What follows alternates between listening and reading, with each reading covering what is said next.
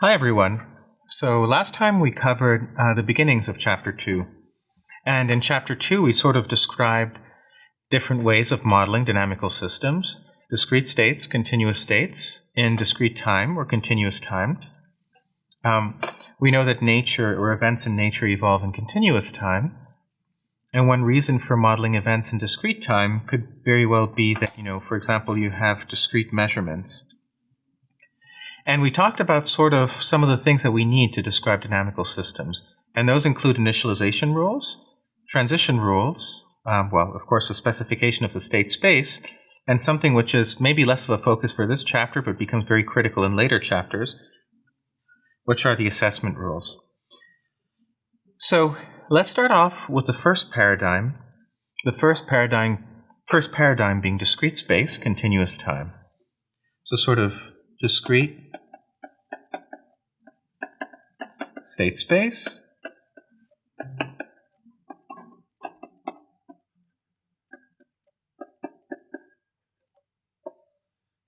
in continuous time. And let me draw immediately sort of a picture of what it is that I mean here. I have time evolving, and my system is evolving between a number of constitutive states. And we had described last time the difference between constitutive and passing states. So suppose that I have three states. Let's call them sigma m. Well, let's suppose that over the time at which we look at the system, it's hopping between state sigma m minus 1 and state sigma m. So maybe I have some initial time, t0, and the system sort of stays or dwells in a particular passing state S1, which coincides with constitutive state sigma m minus 1, over a period before the system itself undergoes a jump. And this here, t, will be called the first jump time. So the first jump time sort of defines the end of S1. Now you can choose a convention where you put t1 here and t2 there, or t1 here and t2 there, I should say. But that's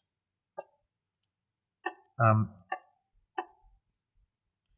me see if I can erase this. Nope, but for the moment, let's just get rid of these two here. I can choose t1 and t2 here, but that's not such it's a convention. So suppose that I spend some s2 here, and then afterwards, after a second jump, I spend time in constitutive state sigma m plus 1.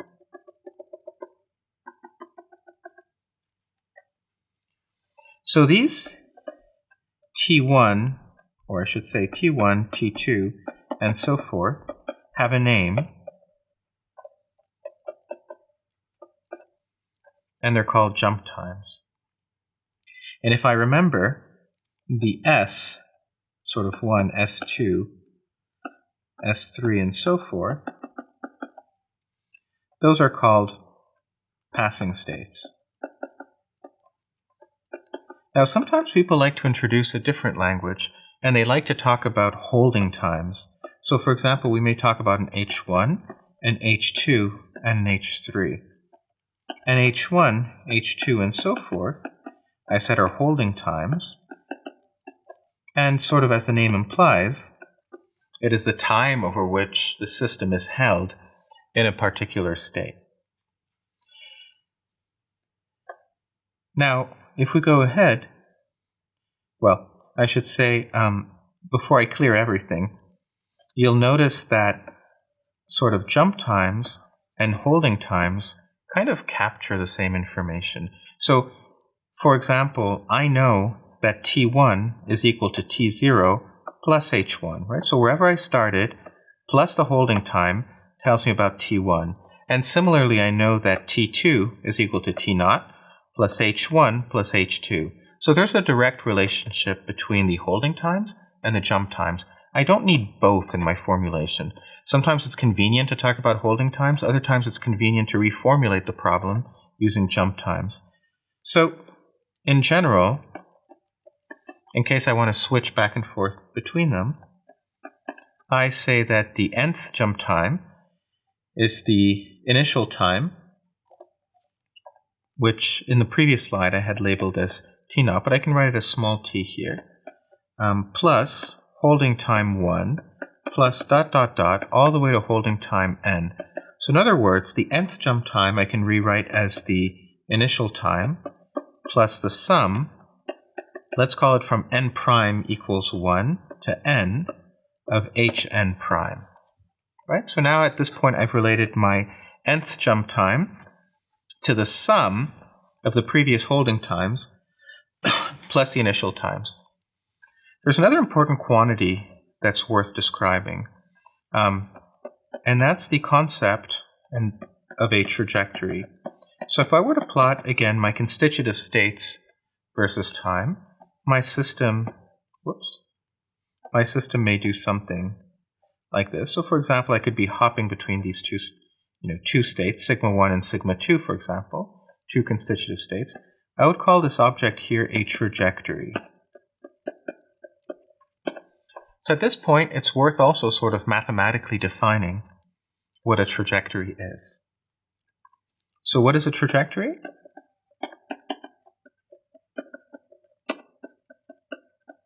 And I should say that the word, sort of the concept of a trajectory, translates very nicely to continuous state spaces as well. So for example, if I'm diffusing in 3 dimensions in physical space. So what is a trajectory? I'm going to define it as S of t, and it's going to be essentially state S1 for some time between t0 and t1, and then a different state for some time between t1 and t2 and so forth. Now, again, this less than or equal to is not super important because it basically boils down to what state you choose to define yourself as belonging to as you undergo the jump itself, which is infinitely short. So it's not super critical to a lot of the modeling that we do in this class, but either way, I could in principle rewrite this as this. I just have to be consistent. Whoops, this is big T1. I just have to be consistent with my conventions. So that is the definition of a trajectory. It's what state I occupy over what period of time. So let's talk about a little bit more rigorously about my initialization rule, and then let's talk about my transition rule in discrete space for continuous time. So if I were to draw it again,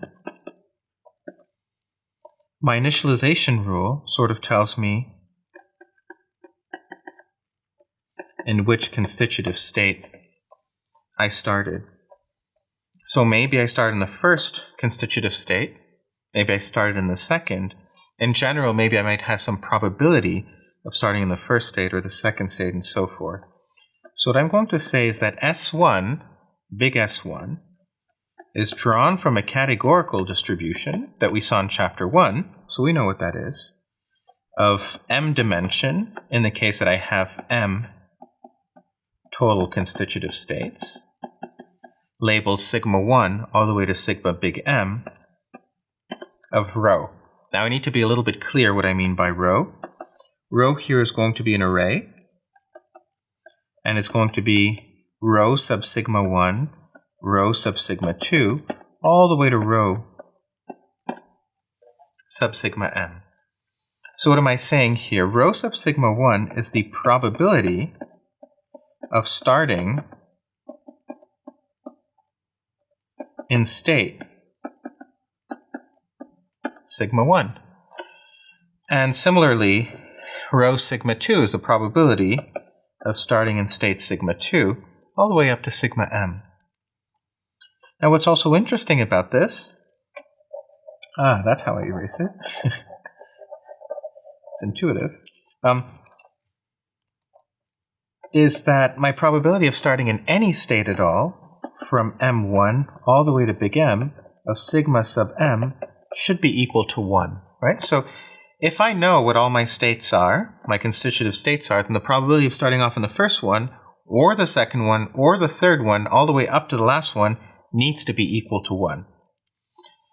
So that here is my initialization rule.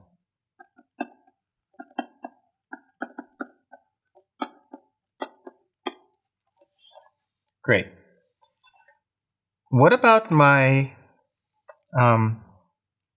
transition rule? So how do I decide what state that I go to? Right? So initialization kind of tells you, the probability of starting off somewhere. By the way, if I know that I start in the first constitutive state, then it's very simple. My row here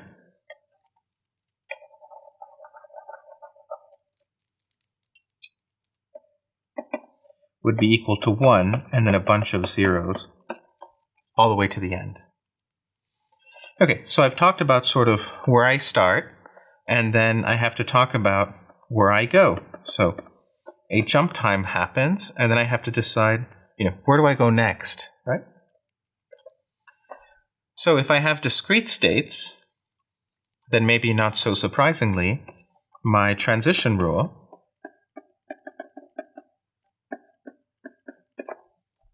will also follow a categorical distribution. I'll write it down, then I'll explain everything that I've written down.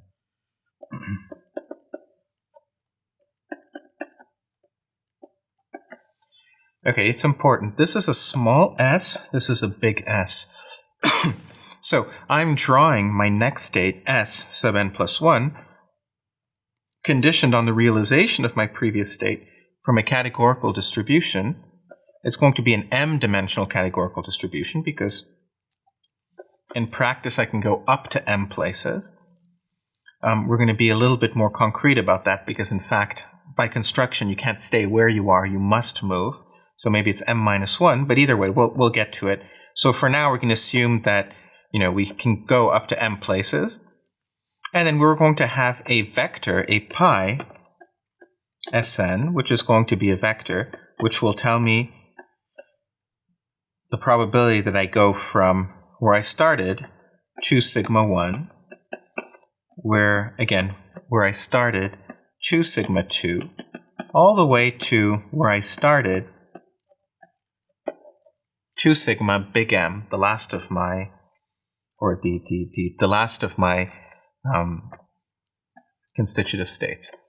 I mean, a thing, again, I've said this maybe before, but what's important is that, these indices here are a little bit arbitrary. So sigma 1, sigma 2 does not imply ordering in time. Those are just states that I could visit. So I might as well relabel maybe the first one as sigma 2 and call the second one sigma 1. It doesn't really matter. I could also call them heart and spades and diamonds. Those are just 3 constitutive states that I visit. So 1, 2, 3, 4 doesn't imply time ordering for the constitutive state. It does imply time ordering, however, for the passing state, and that's important. Okay, so if Sn had been realized to sigma 1, then pi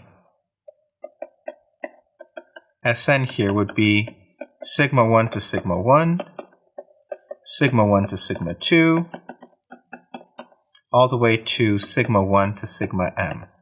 Now, I've briefly alluded to it before, but within this model, where we must jump to a different state at a jump time, that's how we define it, then my sigma 1 to sigma 1 is 0. I cannot stay where I am. It's not a fundamental law of nature, it's just a constraint of how I've defined this model. Similarly, any sigma m to sigma m are all equal to 0, right? Or more precisely, maybe I can say that sigma m to sigma m prime is equal to 0 when m equals m prime, right? So I can't stay where I am. Now there's another interesting constraint that may be a little bit less obvious, but it's similar to the one that we had with probability. So let me go ahead and erase this.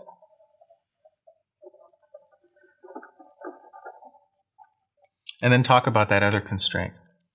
If I'm starting off in a particular state, and let's call that state, for example, sigma 1, and I have to go somewhere, So if I have 3 constitutive states, maybe I need to go from,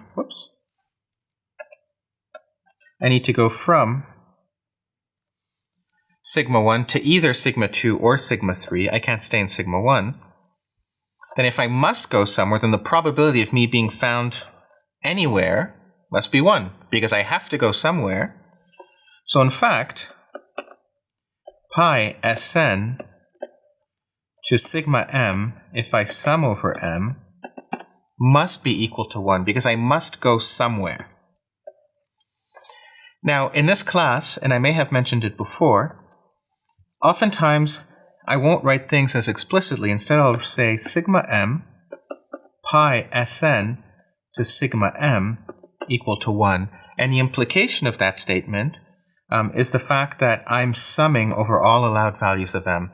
So whenever I don't write boundaries on integrals or boundaries on sums, that's because I'm assuming that I'm integrating over all space. If I want to be very explicit and I assume that I'm not integrating over all space or over a partial portion, then I'll be very clear about saying that I'm summing from m is equal to 1 to, for example, big M over 2. But generally speaking, if I don't write that down, that's because I'm summing over all space. And in fact, this equality would only hold if I were summing over all states. Anyways. So, this also brings us to the wonderful topic of the transition probability matrix.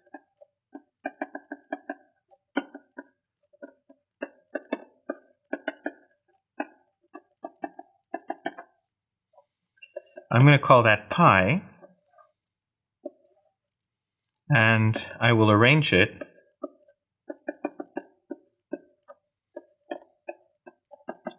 in the same order, and it's going to be of dimension m by m, the total number of constitutive states. Now the first element will be pi sigma 1 to sigma 1, the second element will be pi sigma 1 to sigma 2, all the way to pi sigma 1 to sigma m. And as you can probably guess, the last row will be pi sigma 1 to sigma m, pi sigma m to sigma 1. Let's just erase that. Pi sigma m to sigma 1, pi sigma m to sigma 2, all the way to pi sigma m to sigma m. Now, regarding this transition probability matrix, there's a couple of things we can notice right away. We notice that it's an m by m matrix, so there are m squared elements in this transition probability matrix. The parameters that are contained within this matrix are all unitless. They're just probabilities of going from one state to another. We've already said that all of the diagonal elements are 0. We've specified the fact that, so this is going to be a bunch of zeros. We've highlighted that this is not a fundamental law of nature, but rather it's sort of a feature of these kinds of models. And maybe sort of in a compact way, we can specify sort of that when I go if I go anywhere, that probability has to sum to 1. So another way of saying that is that each row of this transition probability matrix must sum to 1. So let's put it differently. So make it explicit, each row of the transition probability matrix must sum to 1. Right? So if I start off in state sigma 1, then my probability of going to sigma 2 or sigma 3 all the way up to sigma m is 1, because I can't just disappear. So I have to go somewhere. And similarly here, if I start off in constitutive state sigma m, then, by definition I can't stay in sigma m, that's 0, but the sum of all the other elements has to be equal to 1, because I must go somewhere, right? All of these elements here. So, let's talk about two last little things. We've talked about sort of the initialization rule and the transition rule. We haven't talked about when that transition has to happen. That's going to come next. So that's topic number 1. But even as it pertains to the initialization rule and transition rule, topic number 2, we can talk about how many parameters we would need to learn. So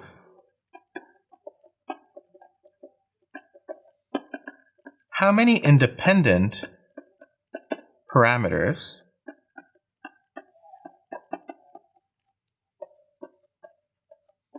do we have in rho and pi combined that we may want to learn?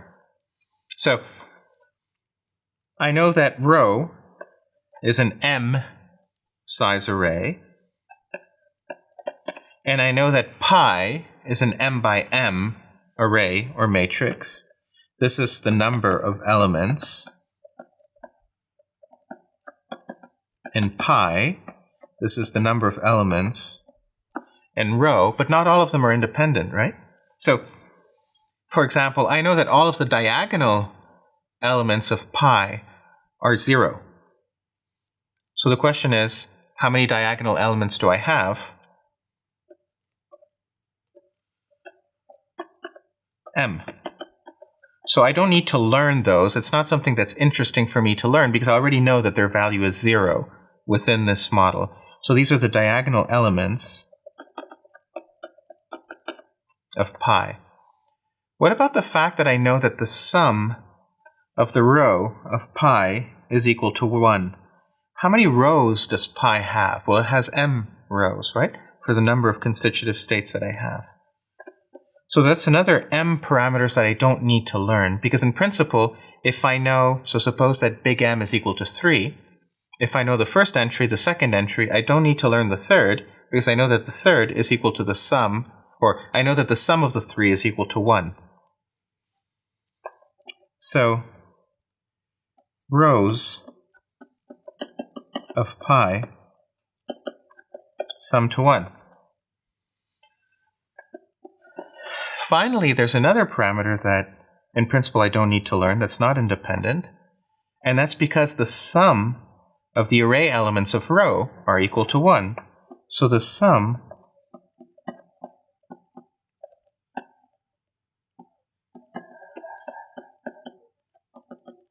of the array elements of row is equal to 1. So in total, I have m squared minus m minus 1 independent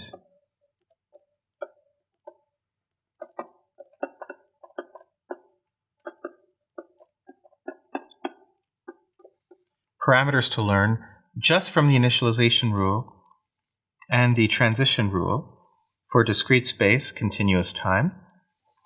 And then there's more parameters that I have to learn. So number one, there's going to be parameters potentially pertaining to the assessment rule. But then there's some other parameters pertaining to when the transition happens. So I haven't completed sort of my discussion of transition rules. Right now I've talked about sort of where do I transition. I still have to talk about when I transition. And that is going to come in the context of different examples. So for example, the birth process, which we now turn to. So with that, thank you.